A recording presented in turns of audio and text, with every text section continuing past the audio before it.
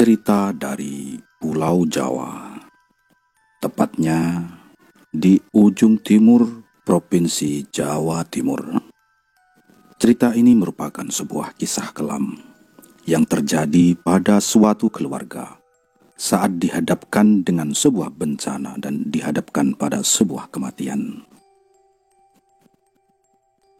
Semua peristiwa yang di luar nalar manusia, alangkah lebih baiknya dijadikan sebuah pelajaran dan pengetahuan, agar peristiwa yang sama yang menimpa sebagian orang tidak terjadi kepada diri kita sendiri. Kita ketahui bahwa tujuan utama penciptaan kita di dunia ini adalah untuk beribadah kepada Allah Subhanahu wa Ta'ala. Dan sangat penting untuk diketahui bahwa ibadah yang kita lakukan akan menjadi sia-sia apabila tercampur dengan kemusyrikan. Kalau ibadah sudah tercampur dengan kemusyrikan, maka ibadah kita tidak akan diterima. Baiklah, pelan-pelan saya akan memulai cerita ini. Suara klakson motor terdengar di depan rumah. Santi melangkahkan kaki di depan rumah, yang ternyata itu adalah Purnomo, suaminya yang baru saja pulang. Purnomo lantas duduk di kursi depan rumahnya dan mengeluarkan sebatang rokok yang ia simpan di kantong celananya. "Subakti belum pulang, Bu?" "Belum, Pak. Katanya ada tambahan pelajaran di sekolah." Santi yang baru saja keluar rumah kembali ke belakang dan kembali menghampiri Purnomo dengan secangkir teh hangat di tangannya. Tak berapa lama, Subakti sang anak pun pulang. "Assalamualaikum, Pak, Bu." "Salam, Subakti." "Gimana sekolahnya, Nak?" tanya Santi pada anaknya. "Ya begitu, Bu, lancar," jawab Subakti. "Ya sudah, sana ganti baju lalu makan, Nak," ucap Purnomo sambil menghisap rokok di tangannya. "Pak, Bapak mikir apa kok sepertinya berat?" tanya Santi melihat wajah suaminya yang terlihat sedang berpikir dengan tatapan matanya yang tajam. Di sini Purnomo mulai cerita dengan istrinya. Purnomo ini memiliki niat akan memulai usaha dengan Agus. Agus adalah saudara sepupunya. Purnomo dengan Agus berniat menjadi seorang tengkulak sayur di daerahnya. Karena menurutnya di daerahnya kala itu belum ada yang berprofesi demikian.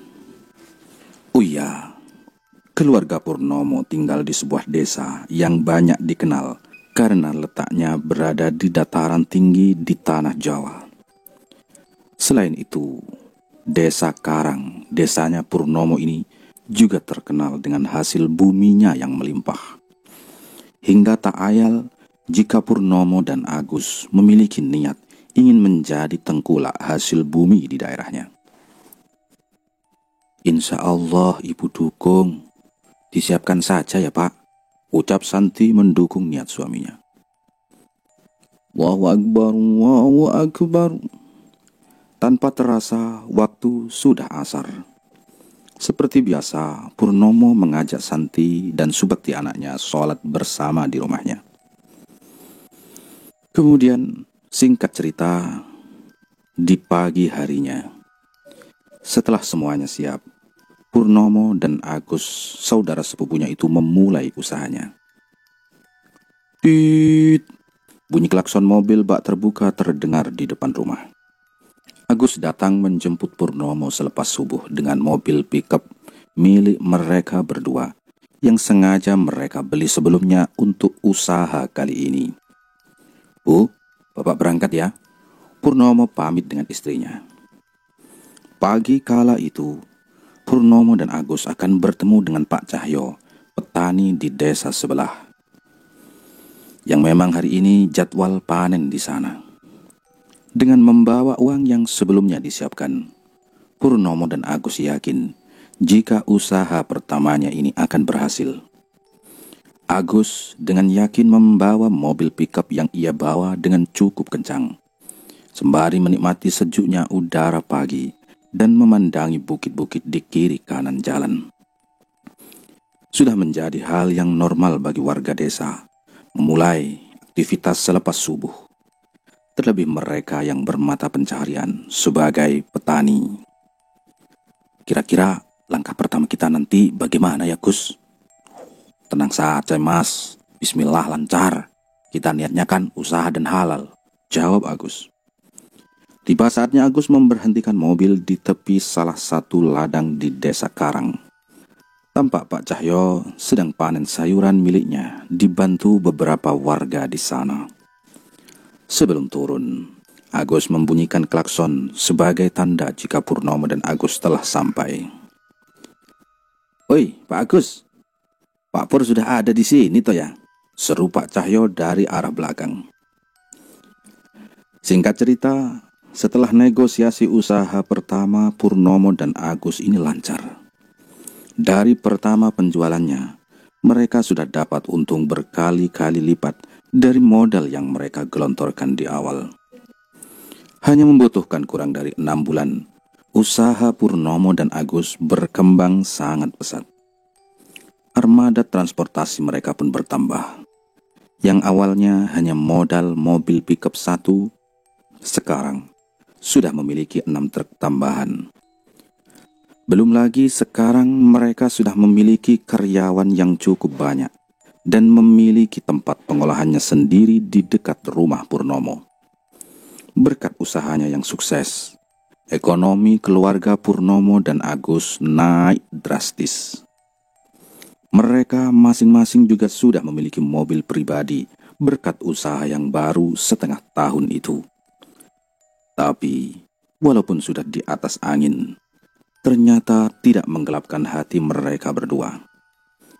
Keluarga Purnomo dan Agus kerap berbagi hartanya dengan anak yatim dan kalangan janda di daerahnya. Tapi ya, tidak sedang di Indonesia apabila hidup kita tidak ada yang mencibir. Walaupun kita sudah berbuat baik semaksimal mungkin, ada saja yang iri dan dengki. Berkat kesuksesan usahanya yang tak memakan waktu lama, dari sini mulai banyak tetangga dan orang-orang yang mempergunjing mereka berdua. Terlebih warga di mana Purnomo ini tinggal. Ada yang menganggap jika Purnomo menggunakan pesugihan di balik kesuksesannya. Karena bagi sebagian orang, kesuksesan Purnomo ini tidak wajar. Karena tak memakan waktu lama, tapi sudah membuat Purnomo dan Agus hidup bergelimang harta.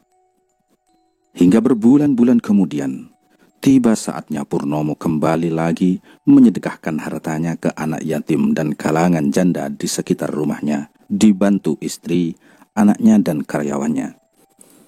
Mereka keliling desa dengan membawa amplop dan sembako yang sebelumnya telah dikemasi terlebih dahulu. Beberapa hari setelahnya, kabar yang tak mengenakan kembali sampai di telinga Purnomo dan keluarganya. Karena ada yang menganggap uang dan sembako yang dibagikan Purnomo sebagai media perantara pesugihan yang dituduhkan kepadanya.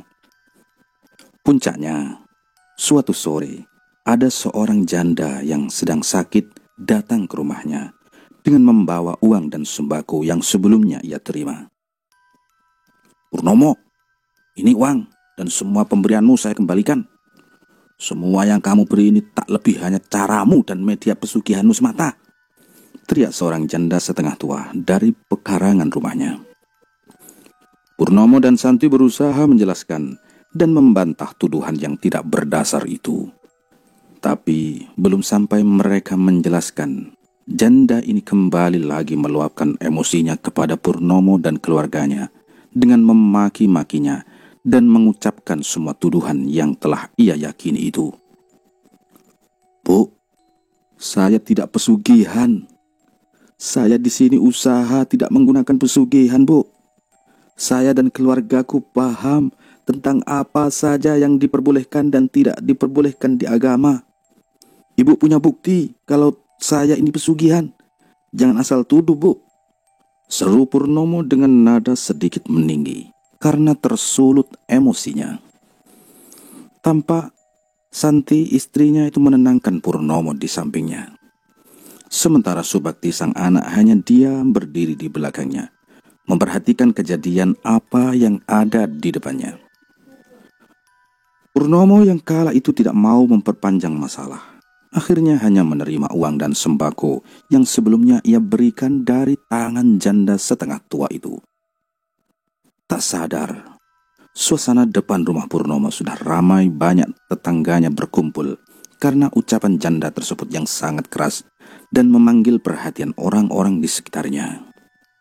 Tapi tak seorang pun menengahi Purnomo dan janda STW itu. Hingga akhirnya janda STW itu pun pulang. Beberapa hari kemudian, ternyata cibiran orang-orang di sekitar Purnomo semakin menjadi-jadi. Hingga Purnomo dan Santi mengetahui jika yang menyebarkan fitnah tersebut adalah janda STW atau setengah tua yang datang ke rumah beberapa hari yang lalu. Purnomo yang sudah sangat kesal karena nama baiknya dilunturkan. Purnomo sampai membawa aparat kenalannya untuk mendatangi janda itu dengan maksud meminta klarifikasinya. Kenapa ia sampai menyebarkan fitnah yang tidak berdasar itu? Tapi di situ janda STW itu tak bisa menjelaskan secara jelas dari mana alasannya menganggap Purnomo menggunakan pesugihan di usahanya. Sampai akhirnya janda itu meminta maaf kepada Purnomo dan berjanji tidak akan mengulangi perbuatannya lagi. Dengan meminta maafnya janda ini, tidak kemudian masalah Purnomo selesai. Dampak-dampak sosial masih terus dirasakannya. Hingga Subakti anaknya ini dijauhi teman-temannya karena mereka takut jika bermain dengan Subakti akan dijadikan tumbal pesugihan oleh Purnomo. Lambat laun, hari berganti. Kehidupan Purnomo dan Agus berjalan seperti biasanya. Walaupun cibiran orang-orang masih sering sampai di telinga mereka. 2 bulan kemudian, ada salah seorang warga dari luar desa yang menyadari keuntungan yang didapatkan menjadi seorang tengkulak hasil bumi di daerah sini. Walaupun baru, ia datang dengan armada dan pasukan yang lebih banyak dari Purnomo dan Agus. Tak berapa lama, ternyata juga ada yang membuat usaha yang sama dengan Purnomo dan Agus. Tapi, meski demikian, mayoritas petani di sana masih mempercayakan hasil buminya kepada Purnomo dan Agus ini. Setelahnya, semua berjalan normal tanpa ada kejanggalan apapun. Meski di kehidupan ini Purnomo dan Agus banyak sekali cibiran dan orang-orang di sekitarnya yang iri terhadap pencapaian mereka berdua. Sampai pada suatu malam, Santi masih terjaga di ruang tamu, menunggu Purnomo pulang. Ia menyimpan perasaan ganjal malam itu terhadap suaminya. Ditambah malam itu hujan turun sangat deras.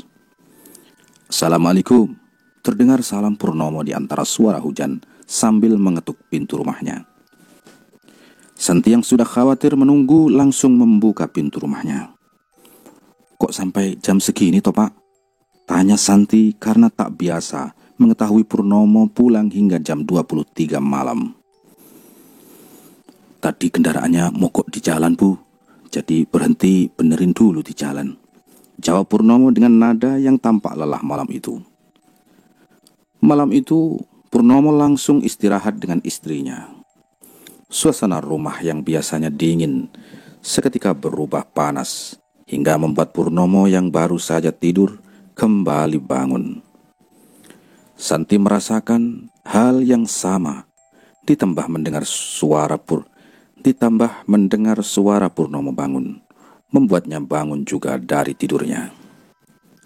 Malam kala itu memang tidak seperti biasanya. Malam yang biasanya diselimuti dingin khas dataran tinggi. Tiba-tiba malam itu suasananya panas, Entah apa sebabnya. Panas banget sih, Pak. Hawanya kok berubah jadi gerah seperti ini? Padahal kan masih hujan ya. Gerutu si Santi pada suaminya. Tak berselang lama, Purnomo mendengar ada suara langkah kaki dari atap rumahnya. Purnomo dan Santi saling menatap, seakan bingung dengan suara apa atau ada siapa malam-malam ini lewat atap rumahnya. Tak berhenti sampai di situ. Suara dentuman keras tiba-tiba juga terdengar dari atap rumahnya. Duar! Seperti ada yang sengaja melempar rumah mereka. Apa itu, Bu? Aku mau keluar, cek keluar rumah. Takutnya ada maling yang hendak mencuri di rumah kita, ucap Purnomo kepada istrinya dengan muka yang tegang. Perlahan tapi pasti, Purnomo melangkahkan kaki keluar rumah. Ia keluar dengan membawa parang dan senter di tangannya. Dengan hati-hati, Purnomo mengelilingi rumahnya sambil melihat atap rumahnya. Purnomo tidak menemukan apa-apa di atap rumahnya selain rintikan hujan yang masih tersisa malam itu. Baru saja melangkahkan kaki saat hendak masuk ke dalam rumah, Purnomo dikagetkan dengan kilatan cahaya datang melewati atas rumahnya. Sret! Dengan perasaan takut, Purnomo lari dan masuk ke dalam rumah. Purnomo tidak menceritakan pada Santi apa yang dilihatnya di luar rumah itu.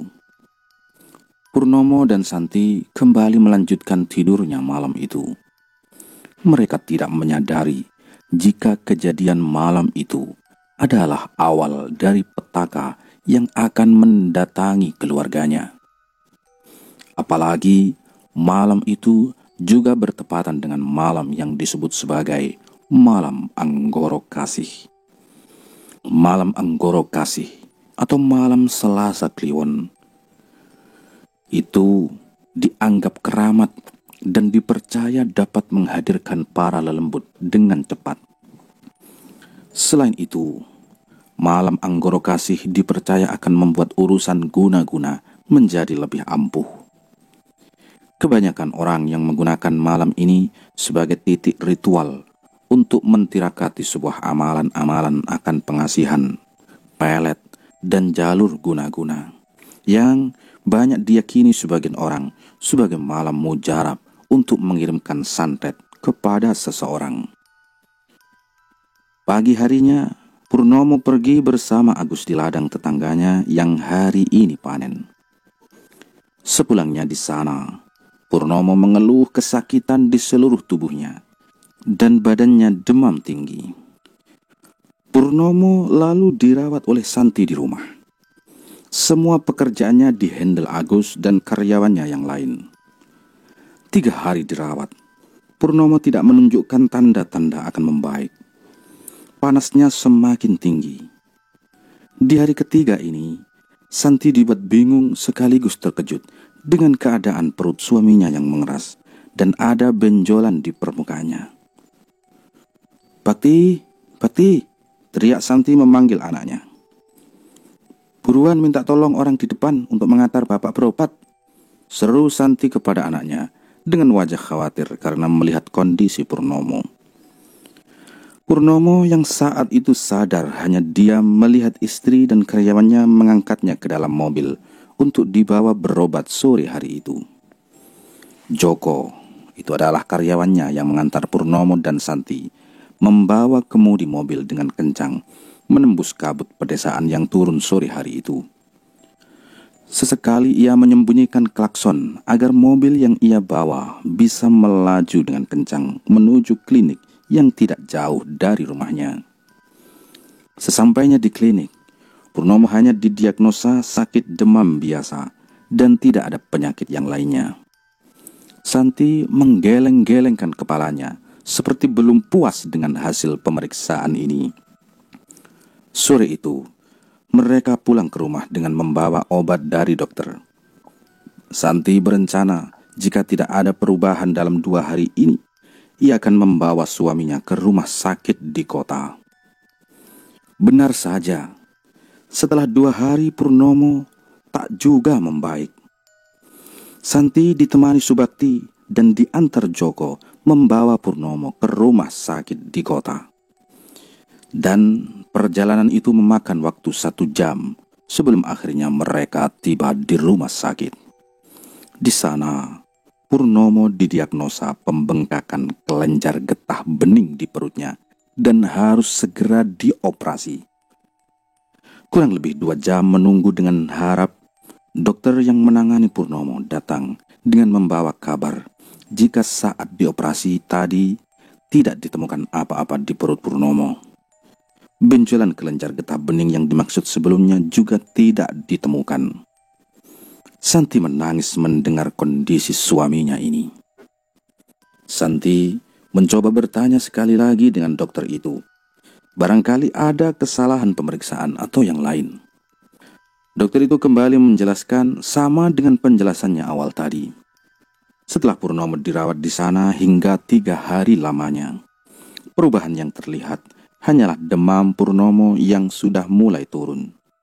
Tapi perut Purnomo masih belum menunjukkan adanya perubahan. Berita tentang Purnomo akhirnya menyebar di antara keluarga besar Purnomo dan Santi. Sampai suatu hari, Mbah Manik, orang tua Purnomo, datang menjenguk kondisi anaknya. Mbah Manik dalam kehidupannya ini masih memegang erat budaya kejawen. Tapi anaknya, yaitu Purnomo ini, lebih memilih hidup normal seperti orang-orang pada umumnya. Di rumah Purnomo, di samping tubuh Purnomo yang terbujur lemah, Mbah Manik bertanya pada Purnomo tentang apa saja yang terjadi sebelum dirinya jatuh sakit seperti ini. Di sini, Purnomo dibantu Santi menjelaskan semuanya. Di sini juga, Purnomo baru membuka pembicaraan soal kilatan cahaya yang ditemuinya di luar rumah tempo lalu. "Ambilkan air putih itu," pinta Mbah Manik. Mbah Manik meletakkan segelas air putih pemberian Santi di depannya. Kemudian Mbah Manik merapalkan doa, entah mantra yang disematkan melalui air putih itu. "Minumlah, Pur," suruh Mbah Manik pada Purnomo. "Penyakitmu iki kirimane wong sing ra seneng karo kowe sukses, Pur. Dheweke iri karo kowe," ujar Mbah Manik. "Siapa yang tega membuat Mas Pur seperti ini, Pak?" tanya Santi. "Sekarang jangan berpikir itu dulu. Yang penting kesehatan Purnomo ya," jawab Mbah Manik. "Pur, setelah ini kamu jangan tidur di ranjang ini. Tidurlah di lantai. Buatlah tempat tidurmu di lantai menggunakan karpet atau tikar ya. Dan tiap hari minum air kelapa hijau. Lakukan ini semua hingga 40 hari lamanya. Jangan sekali-kali lupa atau melanggar ya," tambah Mbah Manik pada Purnomo dan Santi. Purnomo dan Santi mengangguk mendengar nasihat ayahnya, Mbah Manik. Sejauh ini, banyak masyarakat yang masih meyakini kepercayaan ini. Kepercayaan tentang penangkal atau penyembuh santet dengan cara tidur di tanah atau lantai dan minum air kelapa hijau. Setelah kedatangan Mbah Manik, Purnomo dan Santi rutin melakukan petuahnya. Santi pun menyuruh Subakti untuk ikut melakukan petuahnya, karena ia takut jika santet ini akan menyebar ke anggota keluarga yang lainnya di rumah ini. Setelah melakukan petuah dari Mbah Manik, keadaan Purnomo perlahan pulih. Perutnya yang awalnya keras dan ada benjolan di permukaannya sekarang sudah kembali sedia kala. Oh ya, selama Purnomo sakit dan dalam masa pemulihan, semua pekerjaan dihandle oleh Agus.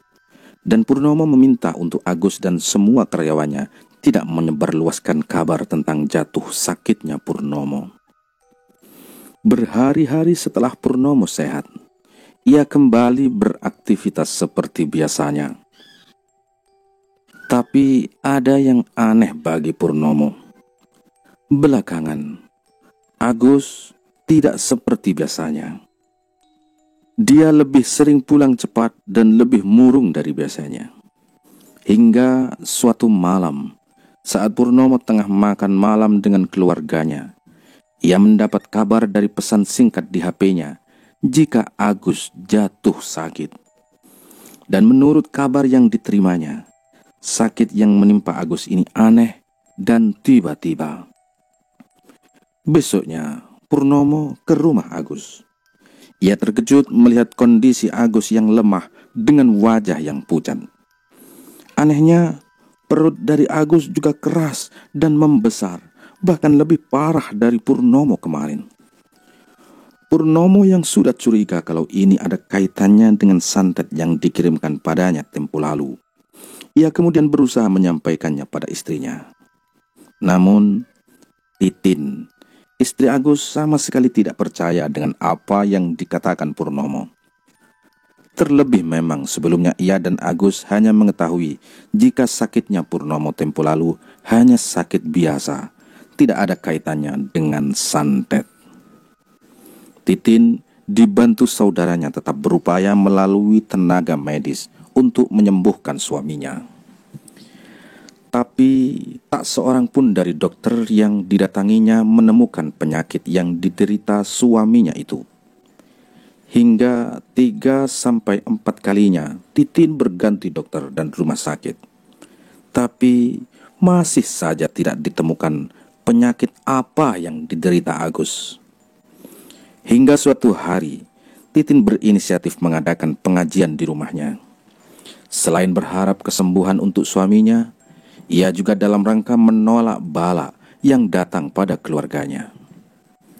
Usaha Titin pun berhasil. Agus menjadi sembuh. Tapi kesembuhannya tak bertahan lama. Agus kembali sakit dan lebih parah dari sebelumnya. Bahkan seluruh badannya sangat susah digerakkan. Titin mulai kehabisan akal.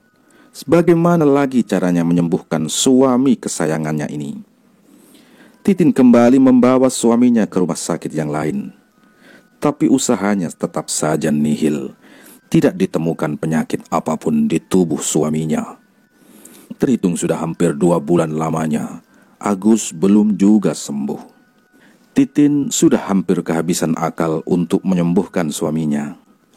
Ia ingin meminta pertolongan warga di sekitarnya. Tetapi ia tak ingin penyakit suaminya ini diketahui banyak orang. Hampir sama dengan Purnomo, ibu dari Agus ini juga memiliki kepercayaan kejawen di dalam hidupnya. Ya, Mbah Latemi namanya.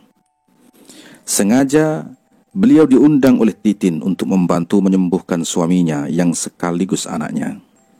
Walaupun sebenarnya Titin masih belum mempercayai hal-hal yang berbau mistis, tetapi dia tidak tahu lagi dengan cara apa untuk menyembuhkan suaminya.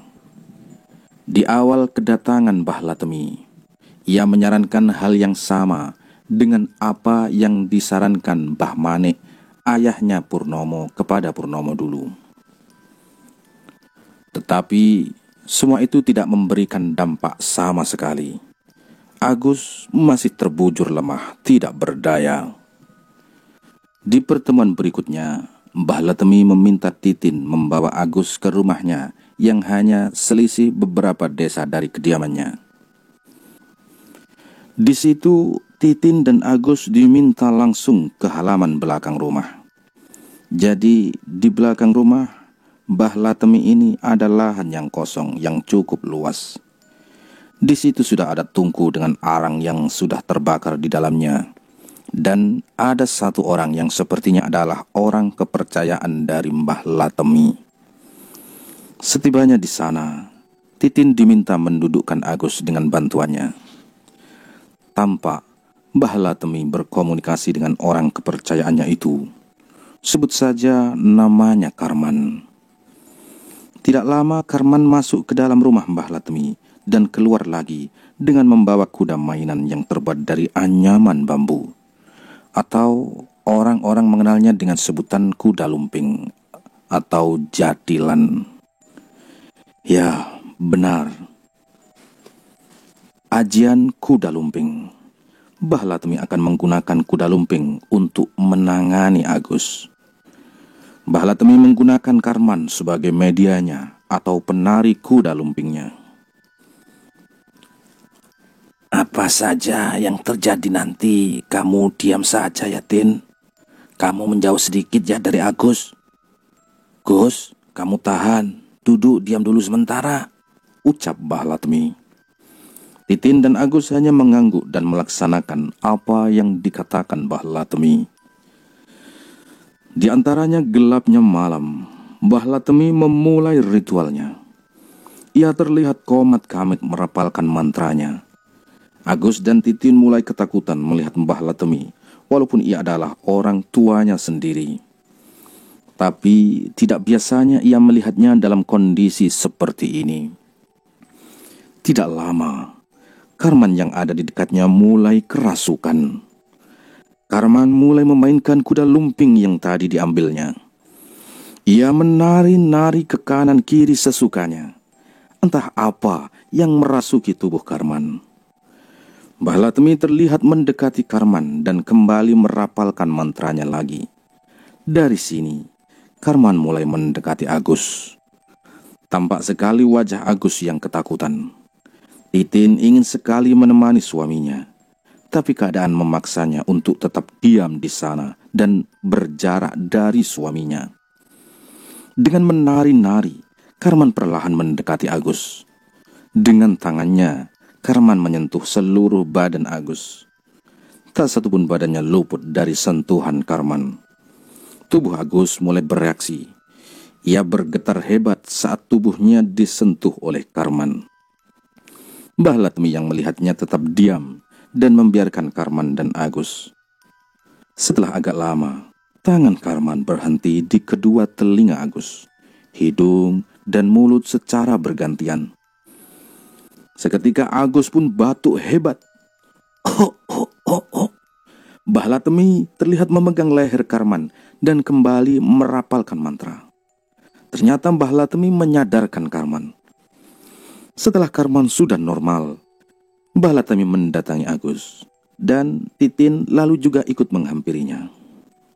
Di situ, Mbah Latmi dan Titin menemukan paku 3 buah dan gumpalan rambut dari bekas batuknya Agus. Ditambah Mbah Latmi membawa jarum 4 buah yang didapatnya dari Karman. Ini yang membuat Agus seperti ini. Tapi ini belum berakhir. Buhul-buhulnya belum ditemukan. Malam ini kalian tidur di sini. Besok malam gantian kita cari buhul yang ada di rumahmu, ucap Mbah Latmi kepada Agus dan Titin. Ya Allah, Mas, akhirnya kamu sembuh, ucap Titin sambil memeluk suaminya. Setelah semuanya beres, Agus, Titin, Mbah Latmi juga Karman istirahat di rumah Mbah Latmi. Pagi harinya, Mbah Latmi memanggil Agus dan Titin. Mbah Latmi baru menjelaskan kalau sakit yang diderita Agus adalah kiriman atau santet yang sengaja dikirimkan orang lain. Dan juga ia sudah tahu siapa yang mengirimkan santet ini. Orangnya itu sama dengan orang yang mengirimkan santet kepada Purnomo. Tapi Mbah Latmi enggan untuk memberitahukannya, karena menurutnya ilmu dari yang mengirimkan santet ini lebih sakti daripada ilmunya Mbah Latmi. Jadi Mbah Latmi hanya bisa fokus membantu mencari di mana letak buhul-buhulnya ditanam. Dan itu pun tidak maksimal karena saking kalah saktinya dengan orang yang mengirimkan santet ini. Malamnya, sekitar jam 8 malam, Agus dan Titin kembali ke rumahnya bersama Mbah Latmi dan Karman. Di sana, Mbah Latmi kembali melakukan ritual kuda lumpingnya. Bedanya, di sini Mbah Latmi melakukannya di dalam rumah, karena di luar rumah masih turun hujan. Dengan peralatan yang sebelumnya disiapkan, Mbah Latmi memulai ritualnya. Dengan cara yang sama, ia menggunakan Karman sebagai medianya. Malam ini, Mbah Latmi fokus mencari buhul yang ditanam di rumah Agus. Tak memakan waktu lama, Karman pun mulai kerasukan. Mbah Latmi terus komat kamit, entah apa yang dibacanya. Karman yang awalnya hanya menari-nari dengan kuda lumpingnya, akhirnya memberikan petunjuk dengan tangan dan ucapannya. Di sana, di sana. Ucap Karman dengan nada bicaranya yang serak dan berat sambil menunjuk ke arah samping rumah Agus. Di mana? Tanya Mbah Latmi. Di sana, di bawah pohon pisang. Setelah cukup informasi, Mbah Latmi mengembalikan Karman ke sedia kala. Setelahnya, Mbah Latmi diikuti Agus dan Titin keluar rumah mencari Buhul dengan membawa petunjuk dari Karman tadi. Dibantu cahaya senter, Mbah Latmi, Agus dan Titin keluar rumah yang masih gerimis kala itu. Dengan hati-hati, mereka melangkahkan kaki menuju pohon pisang di samping rumah Agus. Setelah ketemu, Agus menaruh curiga dengan gundukan tanah di dekatnya. Dengan cepat ia menggali tanahnya. Dan benar saja, setelah cukup dalam menggali, Agus menemukan sebilah keris yang tertanam di sana. Dan juga ada bungkusan kain berisi tanah, paku dan silet di dalamnya. Ayo, buruan masuk ke dalam rumah lagi, ajak Mbah Latmi. Saat masuk ke dalam rumah, hujan turun tambah deras. Di antara berisiknya hujan, Mbah Latmi, Agus, Titin dan Karman dikagetkan dengan suara benturan keras di atap rumah. Dar! Mereka buat serangan balik. Semuanya dilarang keluar rumah sebelum terang besok ya, seru Mbah Latmi. Orang ini tidak sembarangan. Ilmunya sakti mandraguna. Aku tidak ada apa-apanya. Tapi asal kita diam di sini, tidak akan terjadi apa-apa. Santet ini belum berakhir. Buhul yang semalam kita temukan bukan yang utama. Masih ada satu yang utama. Dan aku tidak bisa mencarinya. Karena orang yang mengirim santet ini memagari buhul yang utama ini agar tidak bisa terdeteksi keberadaannya. Ilmuku tak cukup sampai di situ, ujar Mbah Latmi. Malam itu semuanya istirahat, kecuali Mbah Latmi. Ia terjaga semalaman untuk berjaga-jaga. Paginya, Mbah Latmi dan Karman pamit pulang. Mbah Latmi berpesan pada Agus dan Titin agar menjaga diri, dan ia meminta maaf kalau hanya mampu membantu sebatas ini. Kemudian, sejak kedatangan Mbah Latmi, kondisi Agus mulai membaik. Walaupun begitu, Agus masih menghabiskan waktunya di rumah dengan istirahat. Usahanya dengan Purnomo sementara dihandle oleh Purnomo sendiri. Setelah berhari-hari lamanya, Agus kembali beraktivitas. Gus, gimana kabarmu? Sudah sehat? Tanya Purnomo di pertemuan pertama mereka setelah Agus membaik. Alhamdulillah mas, jawab Agus. Semua kembali normal. Agus dan Purnomo kembali beraktivitas bersama. Bisnisnya terus jalan di tengah persaingan yang semakin kesini semakin banyak. Hingga di suatu hari di malam Jumat, Agus dan Titin sedang makan malam ditemani hujan lebat disertai angin kencang di luar rumah. Tok tok tok tok. Suara ketukan pintu yang memecah suasana mereka berdua. Siapa yang bertamu hujan-hujan begini? Gerutu Agus sambil berdiri dan berjalan ke pintu depan. Tidak ada rasa curiga di benak mereka berdua. Baru saja mengayun daun pintu dan menariknya, tiba-tiba tubuh Agus terpental jatuh tersungkur ke belakang. Brak! Titin yang masih makan itu pun kaget dan buru-buru menghampiri suaminya. Astagfirullah, mas! Teriak Titin setelah melihat suaminya pingsan tepat di dekat pintu rumah yang masih dalam keadaan terbuka. Mas! Titin mencoba menyadarkan Agus dengan cara menampar pipinya berkali-kali. Berkali-kali ia mencoba sampai akhirnya Agus pun sadar dengan mata yang terbelalak, seakan-akan dia mengisyaratkan kaget dan ketakutan. Dek, tutup pintunya. teriak Agus. Dengan rasa bingung dengan sebenarnya apa yang terjadi dengan suaminya, Titin dengan cepat menutup pintu rumahnya. Angin malam dan gemercik suara hujan menyertai mereka pada malam itu. Cepat-cepat Titin membawa tubuh Agus yang masih lemah ke dalam kamar.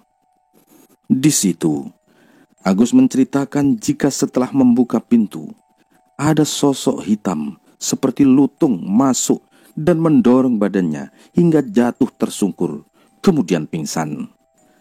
Kemudian, sejak kejadian itu, Agus kembali jatuh sakit. Badannya demam tinggi, badannya kaku sulit digerakkan, dan perutnya mengeras sangat keras, seperti ada balok kayu di dalam perutnya. Berkali-kali Titin mencoba membawanya ke dokter, tapi jawabannya sama seperti kasus sebelumnya. Tidak ada penyakit yang terdeteksi di badannya. Akhirnya Titin kembali lagi ke mertuanya, yaitu Mbah Latemi. Dia menceritakan kejadian malam Jumat saat pertama kali Agus kembali jatuh sakit seperti sekarang ini. Aku tidak bisa janji, tapi aku usahakan buat anakku.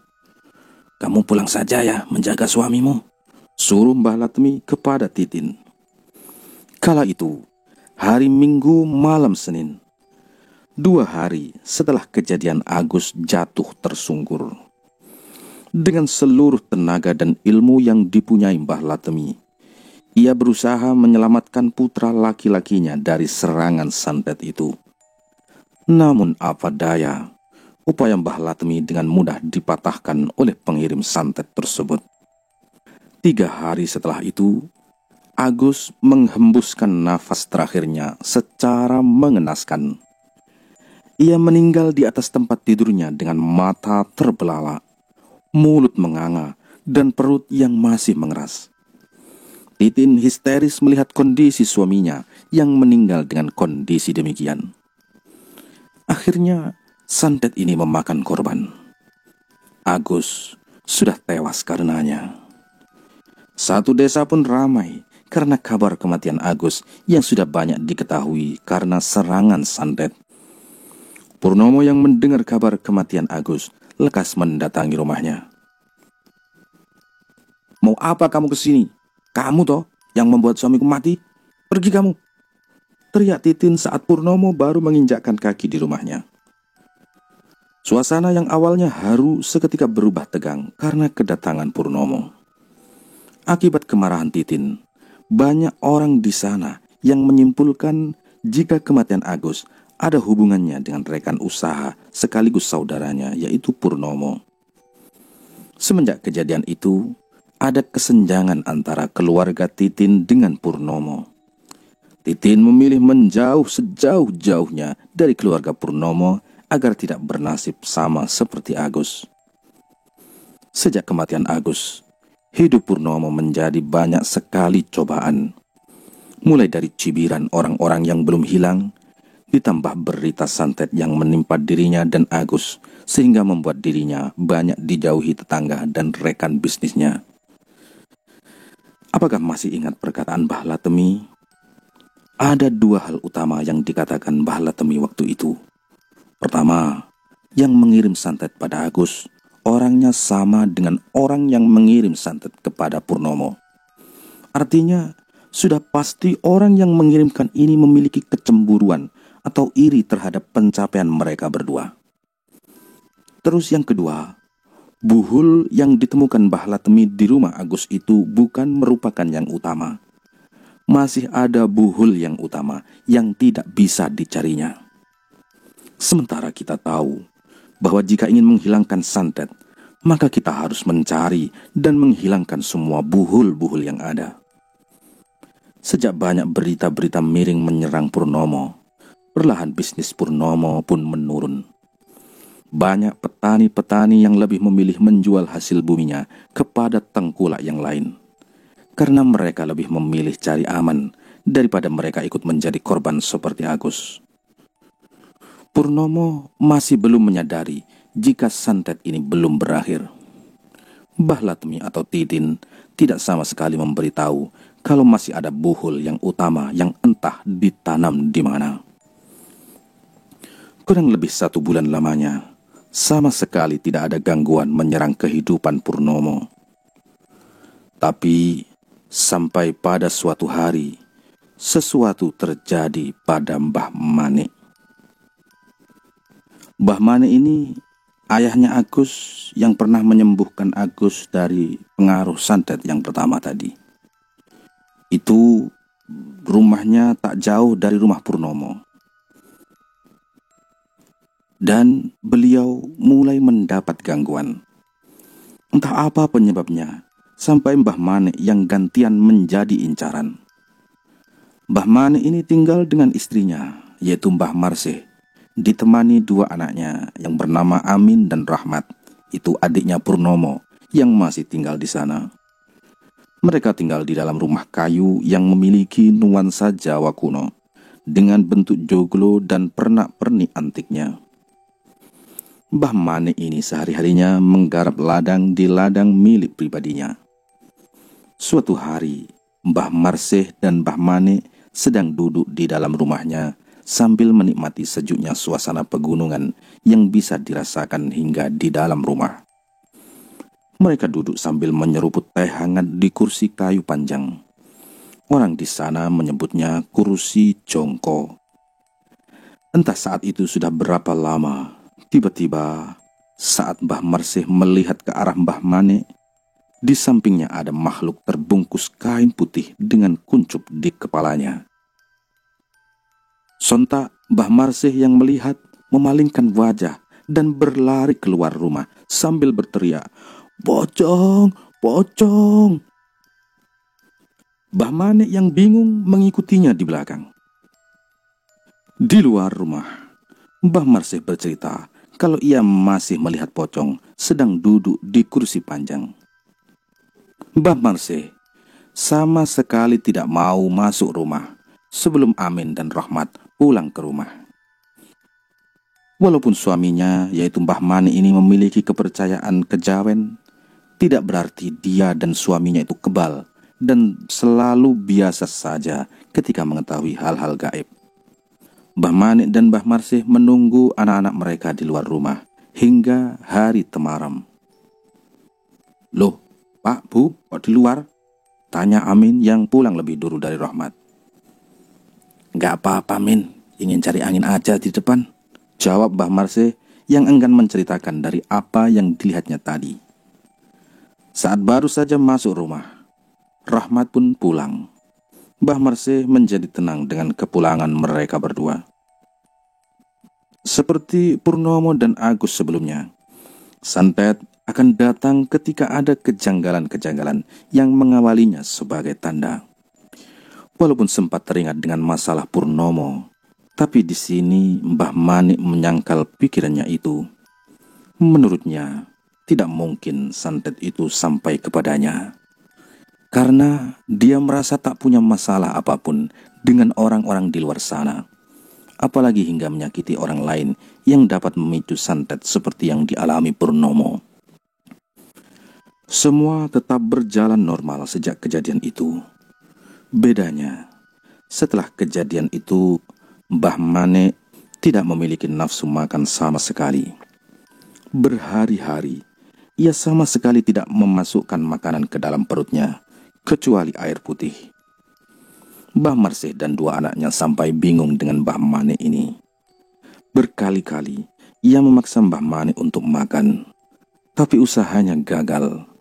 Sempat pernah berhasil sekali, tapi kemudian makanan itu dimuntahkan.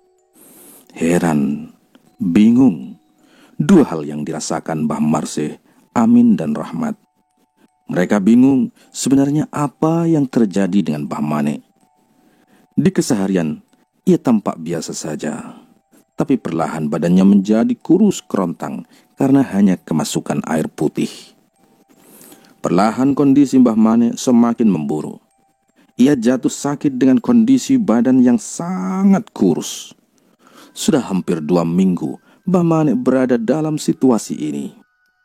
Di kondisinya sekarang, Mbah Mane masih menolak jika diberi makan. Dan jika dipaksa makan, pasti akan dimuntahkan lagi. Semuanya akan dikeluarkan lagi, kecuali air putih. Mbah Marseh dan keluarganya yang lain mencoba memberinya vitamin untuk memberi asupan pada tubuh Mbah Manik. Dan karena sudah sangat memprihatinkan, Mbah Manik dibawa ke dokter terdekat di rumahnya. Sama dengan Purnomo dan Agus, dokter tersebut tidak menemukan penyakit apa-apa. Dibawa ke klinik dan rumah sakit yang lain pun juga sama. Di sini, Mbah Manik baru menyadari kalau sakit yang dideritanya ini bukan penyakit yang biasa. Dalam hati, Mbah Manik ingin bertindak, tapi badannya tidak memiliki daya. Sementara Mbah Marseh dan keluarga yang lain sama sekali tidak menuruni kepercayaannya atau ilmunya. Hanya dia yang memahaminya. Di titik ini, Mbah Marseh dan anak-anaknya tidak putus asa. Mereka membawa Mbah Manik ke paranormal yang diketahuinya, hingga dirukyah di salah satu rumah kiai di daerahnya.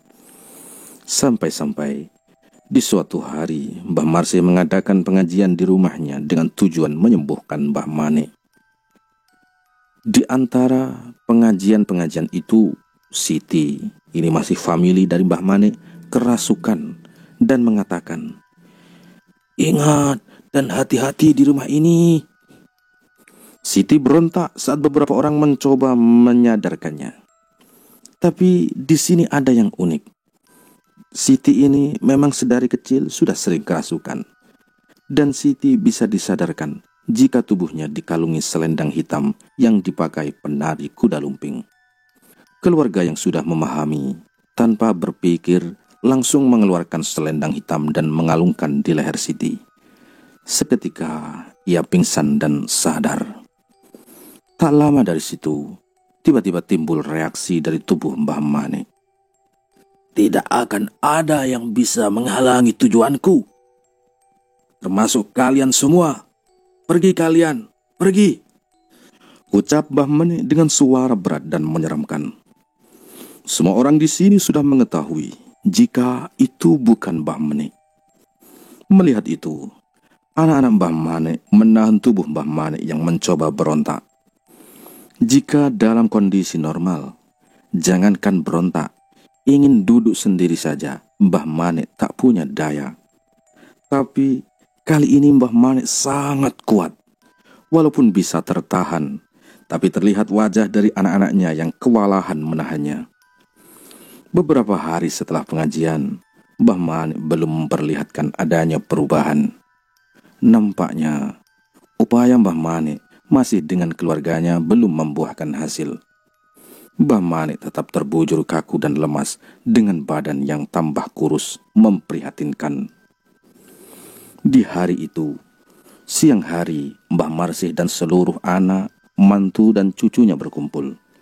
Mereka mencari jalan keluar dari permasalahan ini.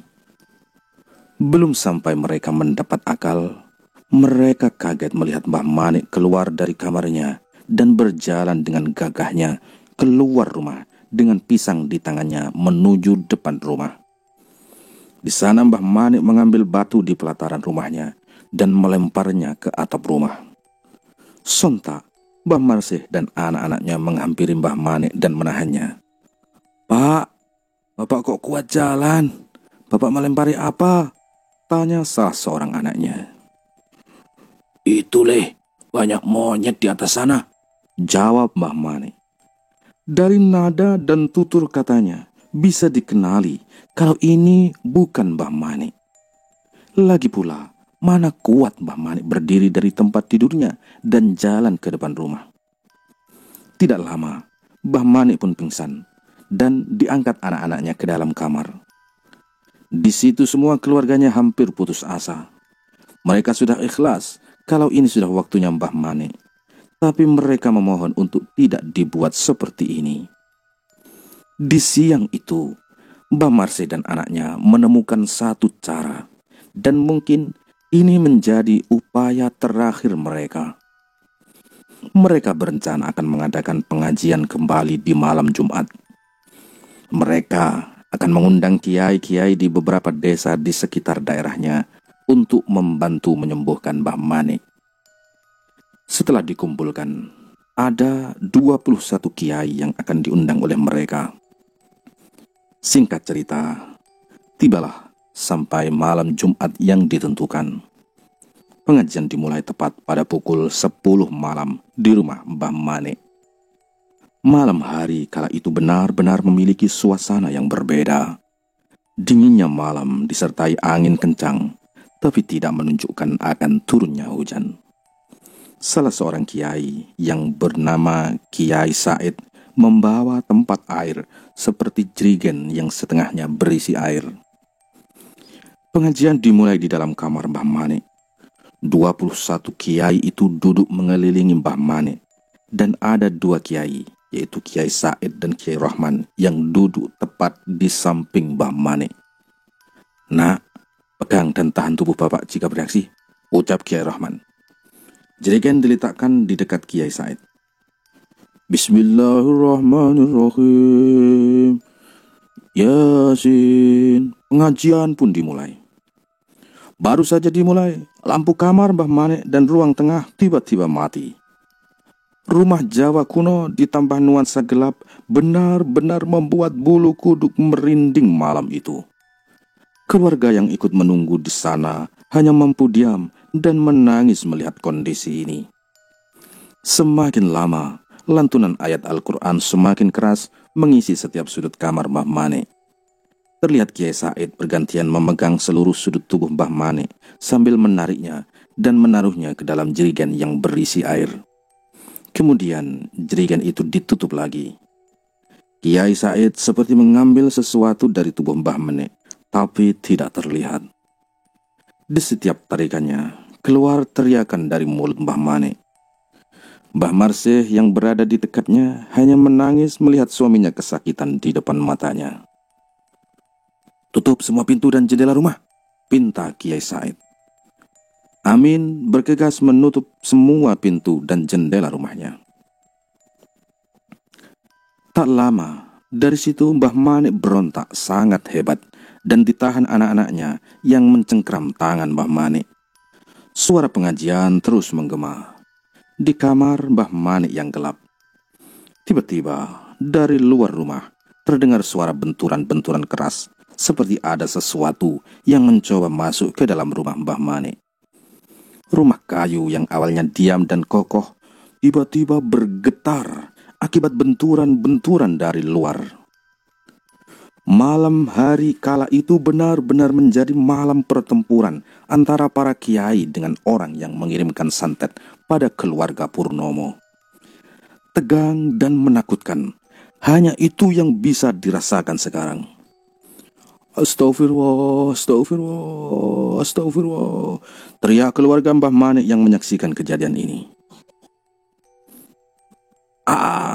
Panas, panas," teriak Mbah Manik sambil berontak. "La ilaha illallah, la ilaha illallah." Suara para kiai terus-menerus semakin menggema. Kiai Said masih terus melakukan aktivitasnya. Jerigen di samping Kiai Said mulai bergerak-gerak, seakan-akan isi di dalamnya mencoba untuk keluar. Cukup lama para kiai bertahan di posisi ini, sampai akhirnya semua selesai. Suara benturan dan getaran di dalam rumah semuanya menghilang seiring dengan pengajian yang telah selesai.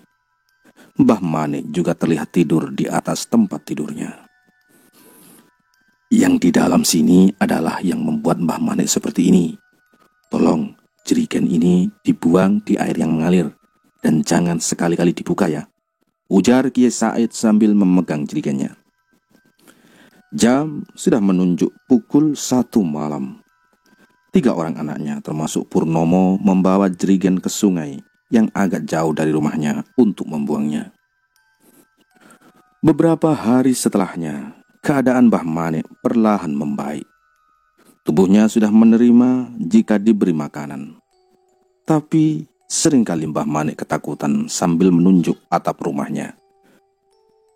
"Ketek ya akeh, monyetnya banyak, monyetnya banyak," ucap Mbah Manik sambil menunjuk atap rumah dengan wajah yang takut. Mbah Marse dan anak-anaknya tak berpikir lama.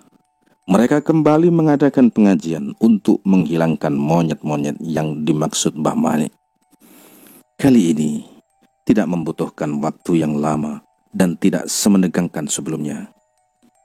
Semua gangguan itu perlahan hilang, dan beberapa hari setelahnya Mbah Manik meninggal karena keadaannya yang sudah sangat memprihatinkan. Sudah pasti suasana haru mengiringi kepulangan Mbah Manik. Orang tua yang mereka cintai telah pergi selama-lamanya. Tapi semua ini masih juga belum berakhir. Di suatu malam, Santi, istrinya Purnomo, bermimpi dalam tidurnya. Santi mimpi didatangi makhluk berjubah hitam dan memberikan tanda jika santet ini belum berakhir dan menyuruh agar buhul yang utama cepat dilenyapkan. Santi yang bingung kemudian bercerita pada Purnomo. Mereka berdua bingung, teror santet ini belum juga ada ujungnya. Hingga pada suatu hari, entah karena apa, Purnomo memiliki keinginan membangun garasi mobil di depan rumahnya. Singkat cerita, Purnomo memulai pekerjaannya dengan memanggil tukang. Purnomo menggali pekarangan rumahnya. Sampailah saat Purnomo menebang dan menggali pohon jeruk di depan rumahnya. Dan saat kurang 1 meter menggali, cangkulnya membentur benda yang asing dilihatnya di sana. Digalilah semakin dalam,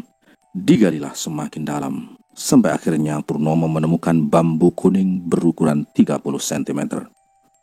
Setelah diteliti lagi, ternyata di dalam bambunya Purnomo menemukan paku yang sudah karatan, jarum 1, silet dan tanah merah dengan jumlah yang banyak, dibungkus dengan kain kafan. Pak Purnomo sudah aman, sudah ketemu, ucap salah seorang tukang di sana. Disitulah barulah Purnomo mengetahui jika ini merupakan akar buhul dari seluruh bencana yang menyerang keluarganya. Di situ Purnomo langsung membakar bambu dan semua isinya hingga tak tersisa. Beberapa hari setelahnya, Purnomo sempat mencari tahu siapa pengirim dari semua ini. Dan akhirnya dia menemukan. Pengirim itu adalah orang yang dikenalnya dan memiliki profesi sama dengannya. Tapi Purnomo lebih memilih menyimpan rapat ini semua. Ia tak ingin memperpanjang masalah semuanya. Sudah cukup Agus dan bapaknya Mbah Manik menjadi korban. Setelah semua kejadian ini, keluarga Purnomo kembali tenang dengan semua aktivitasnya. Tapi sampai sekarang, entah ini merupakan dampak dari santet ini atau yang lain, keluarga Purnomo menjadi lebih peka dan masih kerap diganggu hal-hal gaib dalam kehidupannya.